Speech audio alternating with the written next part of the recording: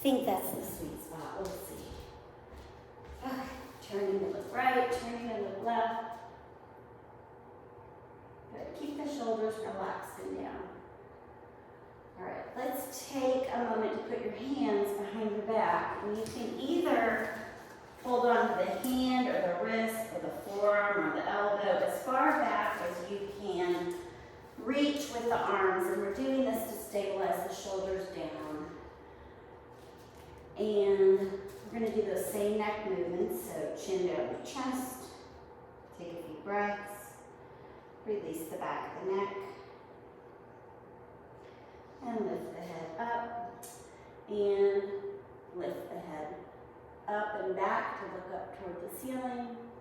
You might try to keep your lips closed, stretch your neck, and then come back to center. Turn to look over your right shoulder. And turn back to center and turn to look over your left shoulder. And back to center. And let's release the arms. And I want to show you that one other neck stretch that I've shown you a few times in class. We're going to take one hand, doesn't matter which hand, and sort of right near the collarbones or above the collarbones. I'm moving my necklace. If you have a necklace, you might want to make sure you're not getting the necklace in the way. We're just going to hold onto that flesh or skin so that it stays down. So you want it not pushing in, you're just sort of pulling the skin down to keep it down, keep the lips closed. Then lift the head up, and you're stretching that outer neck muscle and skin. You might feel a little weird, and then come back to normal.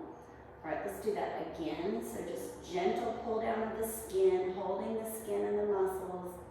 Lift the chin up, keep the lips closed. Now notice if you open the mouth, does it release that tension? And if you close the mouth, how does it change? And come back up. All right, let's release that. I want to do box breath, so we're going to sit comfortably and inhale for 4. I usually think of that as an inhale up. We'll hold for 4, we're creating a box. Oh, down for 4 and rest for 4. So we'll inhale for 4, hold for 4, exhale for rest. All right. So exhale the breath so we can all start together. You can have eyes open or closed. Inhale, 2, 3, 4. Hold the breath, 2, 3, 4. Exhale, 2, 3, 4. Hold, 2, 3, 4. Inhale, 2, 3, 4. Hold, 2, 3, 4. Exhale, 2, 3, 4. Hold, 2, 3, 4. Inhale, 2, 3, 4. Hold, 2, 3, 4. Exhale, 2, 3, 4. Hold, 2, 3, 4. Continue this style of breathing, trying to have equal amounts of inhale and exhale with an equal pause.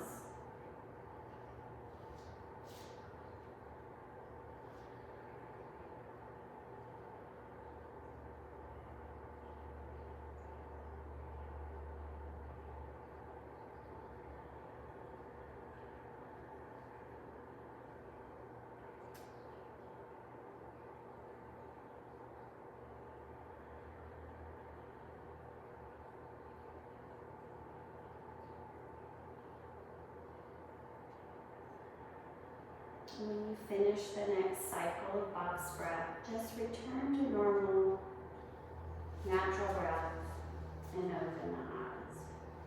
All right, let's grab our strap. And we'll strap the right foot and extend it forward. I don't know if any of you noticed, but I have a new minimal thumb strap. I just saw that. I'm so excited they said I still can use the brace if anything's hurting, but try this and see how you do, and I'm more released to do other things. I hurt my thumb, yeah, about 2 months ago. So, anyway, I'm excited, and I taught class with this yesterday, and it worked out just fine, and I did down dog. Yay! And it's the first time I've done down dog. Wow. Like normally since the injury, so I'm just glad. So. Release the strap, hold the leg straight. We're working on strengthening that quadricep muscle. And then lower it down. And change to the other side. So strap the left foot, extend it forward. Keep the left knee tight. You're trying to flex the toes up and pull the left shoulder back. Tall posture. Notice if you tense up in the face or the neck or the jaw when you're holding the strap. Try not to create tension in your face if you can. And then we'll release the strap. Keep the knee tight. Hold it there for a few counts. Working on building the strength of the quadriceps here. And then slowly lower down. We'll do it again on each side. So strap the right palm out of the foot. Lift the toes up. Tighten the knee. Pull the right shoulder back. Pull the belly in and lift the chest up. We're doing these things to stretch and lengthen the spine and to stretch the back of the leg. And then release the strap, hold the knee tight. Good. And lower down. And we'll switch to the second side. Strap the left foot. Press the left leg straight. Flex the toes and pull the left shoulder back. And then other posture corrections are to lift the chest and pull the belly in. Be here and breathe, trying to use not too much tension in the face or the neck or the jaw or the hand. I didn't show this, but many of you know that holding the loop sometimes can be a little easier on the hand. And then release the strap, keep the left leg lifted, and slowly lower down. Great. Let's put the strap on the right shoulder. So we're setting up for a seated Gomukhasana. And the right arm will go up, the right elbow bends, and try to touch down as low as you can on your upper back. And then the left arm goes behind your back. Now, if you've just had shoulder surgery, this could be a tough movement and you might not be able to go on the other side. Yeah. Okay. So try to point your right elbow up. Try to point your left elbow down. Keep your spine long. Breathe and soften. We don't want to take this into a painful range. So if it's opening or stretching, it's okay. If it's causing a pain in the joint, that's too much. You need to back off. See if you can soften by using the breath any tension in the shoulders or the neck that might be limiting this posture. And then we'll release the hands, unwind, lower the arms down. And let's switch the strap to the other side. So strap on the left shoulder, sitting up tall. Lift the left arm up, reach back, and grab a hold of that strap. And then the right arm goes back behind. Work on finding openness in the shoulders, and the elbows are reaching in opposite directions. Yeah, that's good. Again, try to use your breath to find some softness or ease in this posture. And if you're flexible in the shoulders, sometimes you might feel this somewhere else in the upper back, or or the neck. Just try to soften where you feel tightness and tension. And then release the strap and unwind. Now let's grab the strap in a different hold with holding the strap in front of you with palms down in a wider than shoulder width. So basically I've got palms down and I'm sort of making a V with my arms. Keep the shoulders down and lift the arms up as high as you can without causing pain in the shoulders. So just see where that is for you and then lower back down. And let's inhale and lift up and see where your range is comfortably and lower down, and just accept that without judgment if that's a hard movement for you. Let's do that one more time. Good. And then lower down. And then I'm going to show you something where we double the strap so that we've got a basically double thickness strap, and that's shortening the strap for us. We're going to hold this strap behind our back, so you'll need to stand up, and I'll demonstrate, and then you can go behind your chair, or you can go be in front of your chair, but we're going to have the strap held behind your back with the palms facing back. Did everyone get that? Okay, palms back, palms back. Good. So push the strap down, open the chest and shoulders. That might be as far as you go, or you might be able to lift the arms a little bit more behind your back, opening your chest, and then lower back down. And let's just lift the strap up a little higher to release and push the arms down, trying to descend the shoulders down, squeeze the shoulder blades together, lift the strap. No, I mean lift it away from your back with arms straight this way. And lower down. And then we'll go up again. That can be a hard movement for the shoulder. Down, shoulders down, stay down with the shoulders. Open the chest, lift the straps. Okay. And let's release the strap and just rest the arms for a bit. Okay, I'm going to show you one other variation of that. So we're just going to do this, lift the strap part and lower. Just this. Bump, bump, bump, bump. But we're going to add a neck turn. And I can't remember if we've done this in class or not. So I'll show you. So you're going to lift the strap behind you, expand the chest, turn the head to look right over the right shoulder, turn to the center, lower the strap. And then lift the strap, open the chest, turn to look left. And then come back to center, lower the strap. Lift the strap, turn to look right, lower the strap, look forward, lift the strap, turn to look left, lower, and come to the center. Let's do a couple more on your own. And just observe how your neck and shoulders are feeling with this combined movement. Again, not going into a painful range, just working on stretching and opening.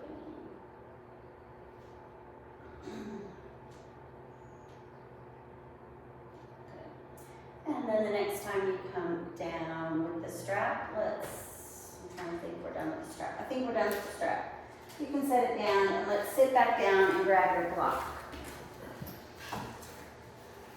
So we're going to do a few things holding the block. First, let's just hold the block in front of you with relaxed arms, sitting tall in your chair. We're going to go up to the right, turn your belly, down to the left, turn your belly, up to the right, turn, down to the left, turn. Okay, keep going. Inhale as you go up, exhale as you go down, and inhale up. And exhale down. And let's do one more on this side. And change sides. So up to the left and down to the right. This is not about the arms so much as turning your belly. So think about turning in your waist to move the block.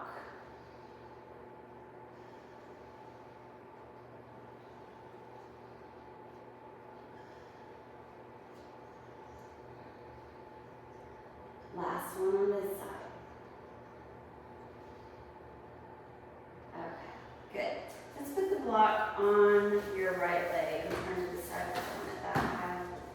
I don't know. This high is good. You might change it when you see what we're going to do. We're going to press down. It's an isometric contraction with the right hand. So press down as hard as you can into that block, pressing it into your thigh. Pull your belly in, and then extend your left leg, the opposite leg. Okay, so we're doing this. The press down is to help you kind of pull your belly in and engage the core. Then you hold those and extend the left leg, and then release everything. Press down, core tight, extend, lower, release. Press down, pull tight, extend, release everything. Press down, belly in, extend, lower everything.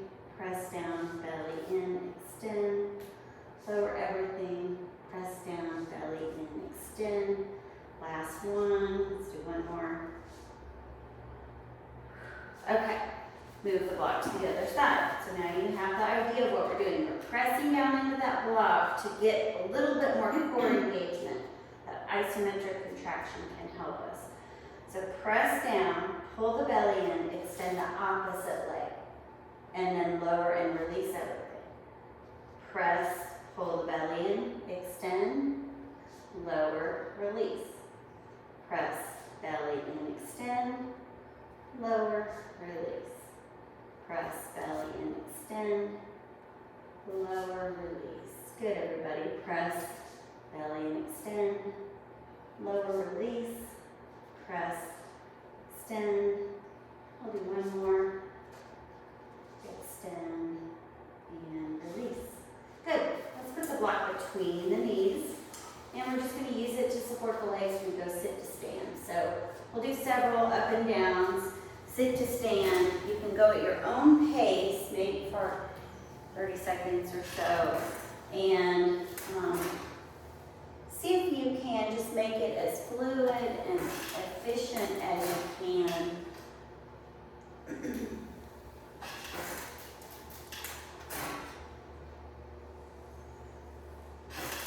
You don't need your hands, so you could use your hands in front of you. Have them out this way. When we come up, the next time we come up, if you can, hold a bent knee position, hips back, like you're almost sitting, but you're not, you're halfway or maybe a quarter of the way down, arms forward. Let's just hold that for a few counts. If you need to straighten, you can, but we're straightening the legs. This is like chair pose. Good. And then straighten up and stand in mountain pose. And then let's take the block and put it down between our feet. Let's do the flattest level of block. It's just a good guess. And we're just going to look at the block in relation to the inside of the feet. So I want you to try to line up the feet so they're pretty parallel. And a lot of times we think we have parallel feet or both feet facing forward, but really one is turning out, or both are slightly turning out, or maybe you have a more caving out. So just observe your own standing posture with that block there as a guide. Okay.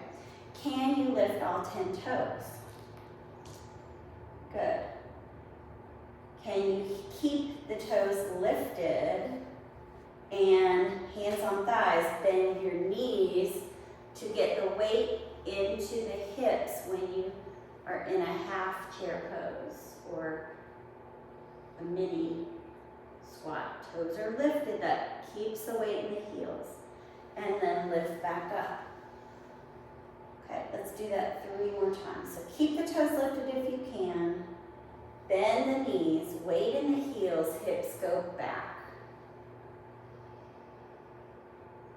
And then come on up. That was 1. And then for 2.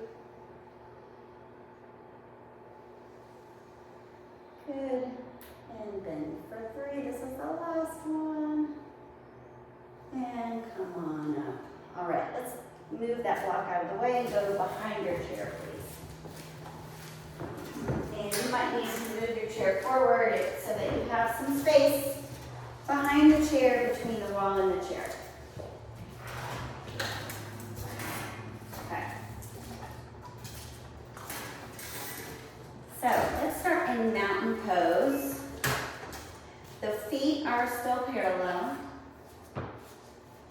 Look down, check those.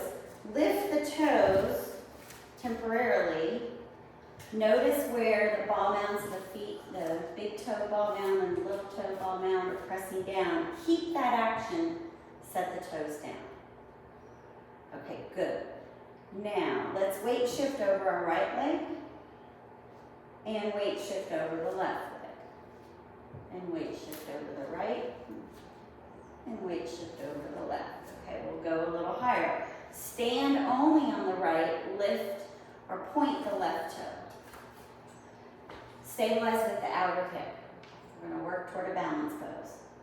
And then put the left toes down, shift your weight to the left leg, come up onto the toes of the right foot.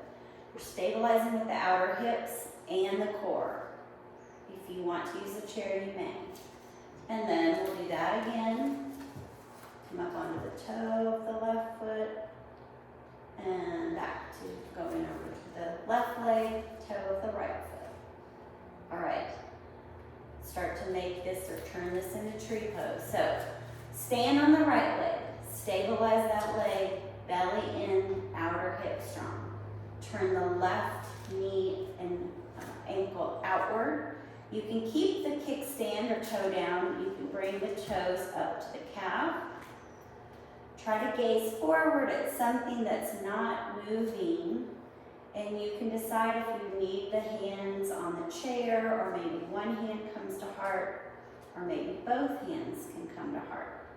Just be where you need to be in a balance pose, tree pose. And then lower that leg down and just reset in mountain pose. And we'll shift to the other side. So shift the left leg, lift the right knee, turn it out. You can keep that kickstand position or bring the right foot up to the calf or the inner thigh. Palms together, maybe, or maybe your hands stay on the chair. Find something that is not moving in front of you.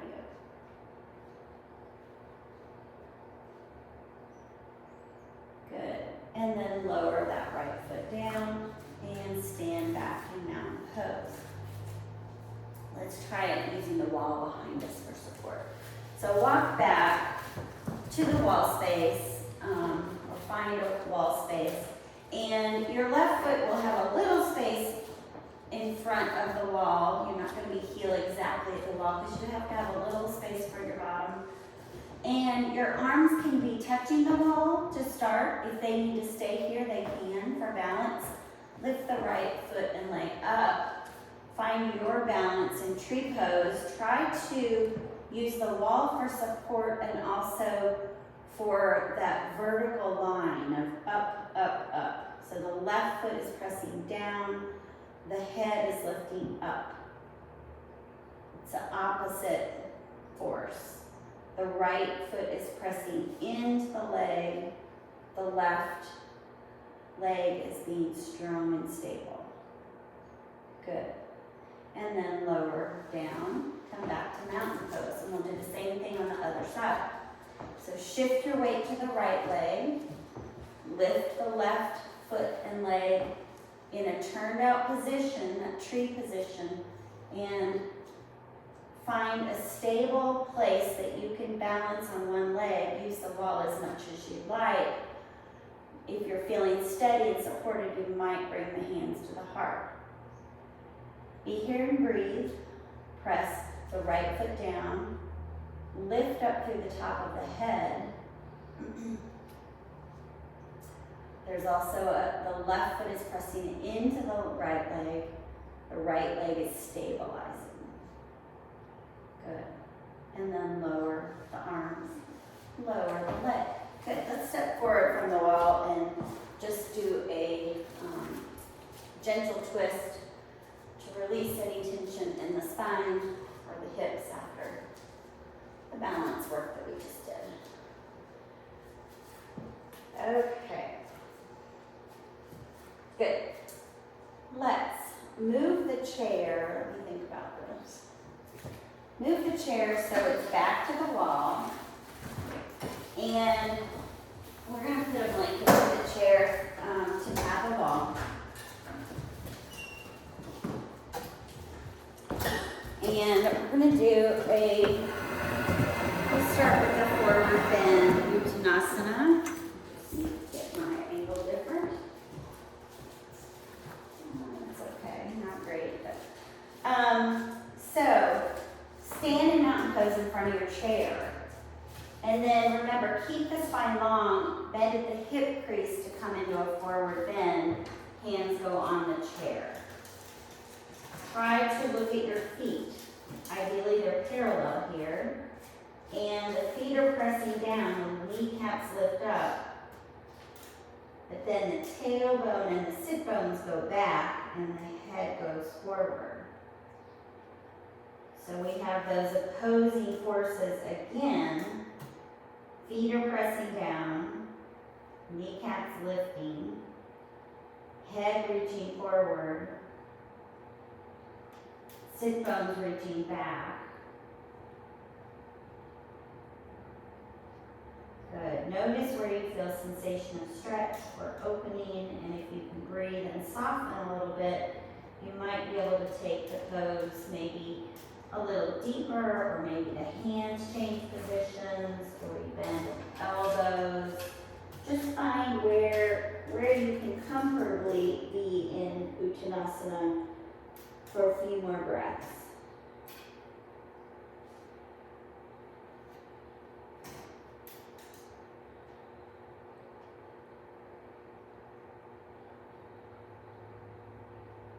And then I want you to slowly come out of this pose. So first come back to that long spine position. If your back is healthy and strong, you might come up with straight legs.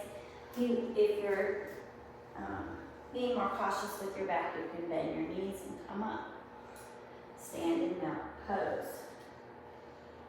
Take a few breaths. All right, let's do that same thing again and I'll watch. So, maybe put the hands on the hips if you can. As you lower down to Uttanasana, chest forward, hips back. Good. And then you find where you feel the best stretch for your back. So if you want to go a little deeper, you may. You may also walk the feet back and go to more of a downward facing dog shape. Sometimes that feels like the right amount of stretch for your body. That's also a little bit more weight bearing in the arms. You push the chair forward and away if you move toward downward dog. Be here and take a few breaths. Try to relax in the face and the throat and the jaw. And then slowly walk the feet forward. And you can bend the knees to come up to mountain pose. All right. This time let's all go to downward facing dog. So put your hands on the chair to come into that forward bend. Then walk your feet back. So your hips are hopefully the highest point of your body. And you're pushing the chair down and forward. Then the sit bones are going back. Kneecaps lift. Find space and lengthen your spine. Good. Doing okay, Katie? Yep, okay. Good. See if you can drop the chest down a little bit and widen through the shoulder blades. And then slowly come back up, walking the feet forward. And come up to mountain pose. All right, we're going to shift gears a little bit, so turn around and watch me. I'm going to show you Parsvottanasana. It's a forward bend where the right foot's going to be forward, the left foot's going to be back. We're facing the chair, both legs stay straight, and you might start with hands on the hips and then come forward and bring your hands to the chair. Here, you're still trying to keep the legs straight. and try to level the hips. So instead of the one hip coming forward, try to get both hips and the pelvis as level as possible. Then we'll step forward to come out and switch sides. So Parsvottanasana, right foot forward, left leg back. Both feet are anchored down, both knees are straight. Bend forward at the hip crease to come into a flat back position or extended spine position. Once you're there, the hands on the chair, press down into the right big toe down and tighten the right knee. Many of you will need to pull the right outer hip back to level the pelvis. Okay. I'm going to come out and just see. Let's see. Good. Katie, your pelvis is level. And can you bring your right hip up and back? Sue, tilt your pelvis forward a little bit more or shorten your stance. Is what I would say. Too much. Good. And then come, step the rear foot forward and come on up. And we'll do the other side. So left foot forward, right foot back, hands on hips. Extend the chest up. Forward bend to the chair. Hands come onto the chair. Keep both legs straight. Try to tighten that left knee and pull the left outer hip back to square the pelvis. Press the right heel down. Be here and breathe. Observe sensation in your body. And then to come out, you can step that rear foot forward, bend your knees, and come on up. All right, where do you feel that stretch, or where do you feel the pose in your body? Hamstring, hamstring, Hamstrings. hips. Yeah. Okay, that's pretty universal. Did we do that one time on each side or 2 times on each Oh, side? sure, we did it 5 times. I can't remember. What, how many times did we do it? Once on each side? Let's do it one more time on each side. Boy, oh boy. Okay. Right foot forward, left leg back. Both legs straight. This is intense. Side stretch is the name or translation of the pose. Parsvottanasana. I think it's intense. Hamstring stretch. That's what I think it should be called. So lift the right kneecap up, pull the right outer hip back. Extend the chest forward. Good. Keep that left heel down. And then step the rear foot forward. And come up. We'll do the second side. So step the left foot back. The left foot can be turned out slightly. Right foot's forward. Hands on hips. Extend the chest forward to come into that forward bend.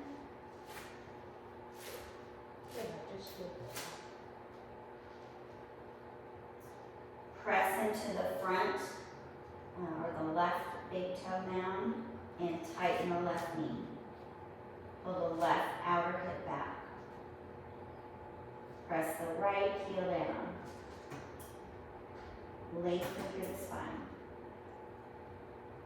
Be here and breathe. And then step the rear foot forward and bend the knees and come and stand up. And let's sit down in the chair. I'll wait for that. Yay! And cross the right ankle over the left knee. Stretch the hip a little bit differently. So, sit up tall, trying to open that right knee. Good. Are any of you working on sitting on the floor sometimes, or sitting on a cushion on the floor? Nope. Any of you? I'm just wondering, if you want to stretch the hip like this, more so, an easy way to do it is to try to sit on the floor. And it might be on a cushion, on a short stool. And sit like Indian style, is that what you said? Cross-legged, yeah. Yeah. Yeah. I guess that's socially unacceptable now. Well, yeah. You know, in other cultures, they do sit on the floor more than we do in America. Oh, yeah. We are very fond of chairs. seems like in America. I like chairs. Chairs are great. But it is nice. Sofas are better. What? Sofas are better. Oh, sofas, yeah, we like sofas, we like recliners. Yeah. But it is very functional to be able to get up and down from the floor. And it is good to keep the mobility of the hip. So I was just kind of curious, I threw it out there, let's switch legs to see if anybody was. In my other classes I teach, we do sit in a cross-legged position. In elementary school they say crisscross applesauce. Probably when I was growing up. Was it Indian style? It was Indian stuff. Okay, yeah, so, yeah. The lingo is changed. Good. Okay, let's do a seated twist. So we're gonna need a block, and you probably need to move your chair a little bit away from the wall.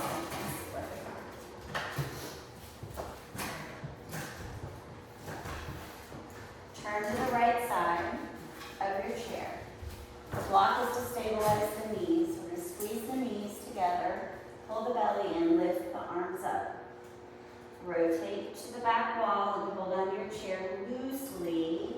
Try to relax the shoulders down. And then just revolve the belly and take a few breaths.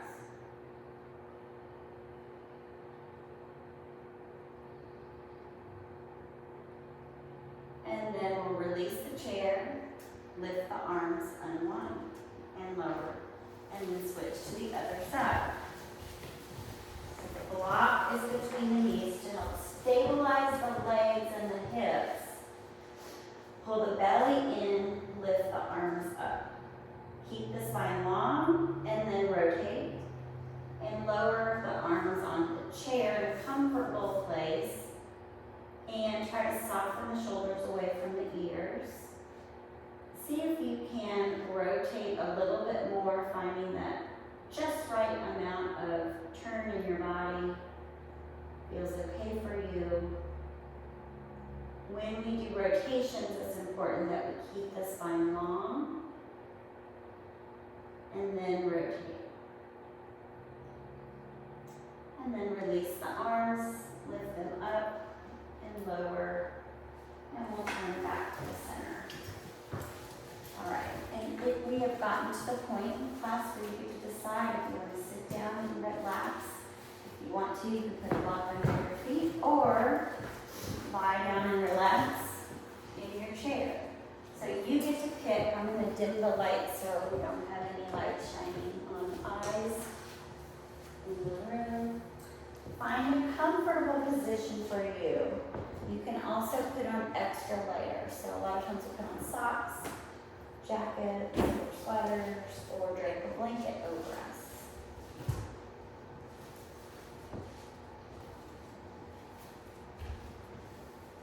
And I'll guide you in some relaxation instructions and then let the room become quiet.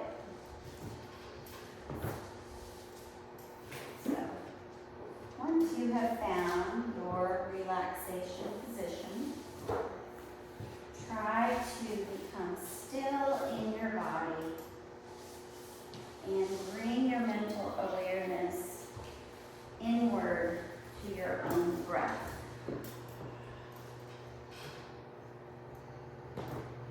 So that helps you to draw your awareness inward, letting go of sensations, sights, or sounds that you might hear or feel, and just explore the inner self.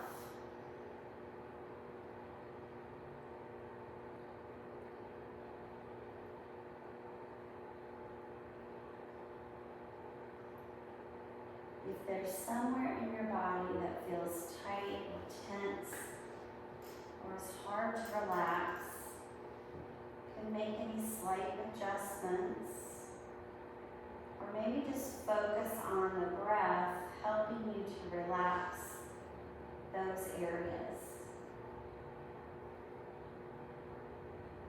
You might quietly say to yourself, soften.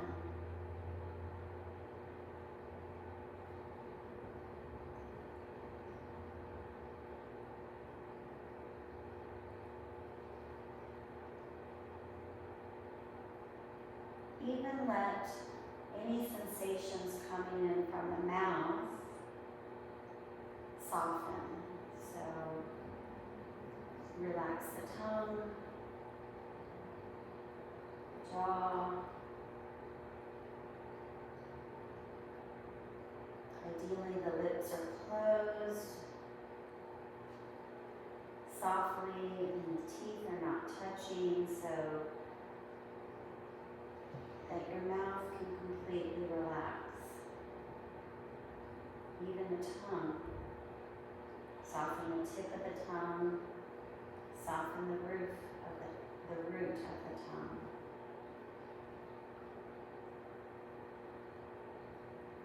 Just be present in your body with stillness.